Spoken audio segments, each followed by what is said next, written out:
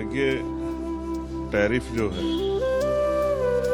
ये हमारे foreign policy जो है वो किस तरह से इस विषय पे ट्रम्प सरकार से बात करते हैं कि हमारे व्यापारियों को परेशानी ना हो। टैरिफ वो लगा सकते हैं, टैरिफ तो हमारे यहाँ के सरकार भी बढ़ा सकती है।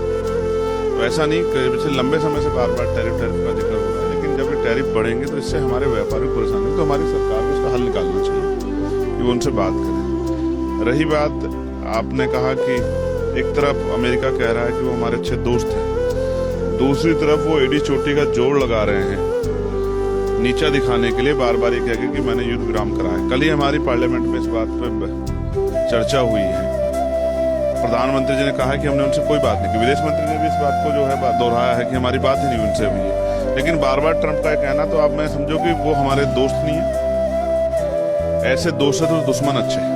वो बार बार हमारे देश को, हमारे प्राइम मिनिस्टर को अपमानित कर रहे हैं। मैं तो ये चाहता हूं कि पार्लियामेंट में उनके खिलाफ निंदा प्रस्ताव लाया जाए। जिस तरह से बार बार वो इस बात को कह के कि मैंने, कभी वो ट्रेड का नाम देते हैं कि व्यापार का हवाला दे के मैंने रुकवाया, कभी वो कहते हैं कि मैं पाकिस्तान का धन्यवाद करता हूं। उन्होंने बुला के कहा भी कि भाई पाकिस्तान का धन्यवाद, उन्होंने युद्ध रोक दिया। असल बात ये है, मैंने ये पार्लियामेंट में भी कही थी कि हमसे कहीं ना कहीं चूक हुई, हमें किसी की बातों में नहीं आना था। और ये असली मौका था कि हम पीओके वापस ले लेते हैं, हमें चूकना नहीं चाहिए था। एक सीडी जिस अखंड भारत की बात भारतीय जनता पार्टी करती है, वो अखंड भारत जो है उसकी पहली सीढ़ी हम लोग चढ़ते। अगर हम ये मौका ना चूकते और जो कंडीशन बनी थी, जिस तरह से हमारे देश के सम्मानित जो है नागरिकों को हमला हुआ पहलगांव में, उनकी जान गई, और फिर सीज फायर कर पाकिस्तान उल्लंघन किया, हमें जरूरत थी देश चारा ठोस कदम उठाया जाए और पीओके वापस लिया जाए।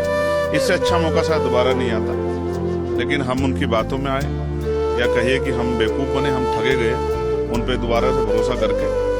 और इससे मुझे तकलीफ ये है कि हम अपने देश के नागरिकों को, जो देश की सेना के जवानों के जीवन को खतरे में डाल रहे हैं। हमें ऐसा खतरा नहीं लेना चाहिए। हमें तत्काल जो है सख्त कदम उठाने चाहिए थे, लेकिन अब ठीक है, जो हो गया हो गया।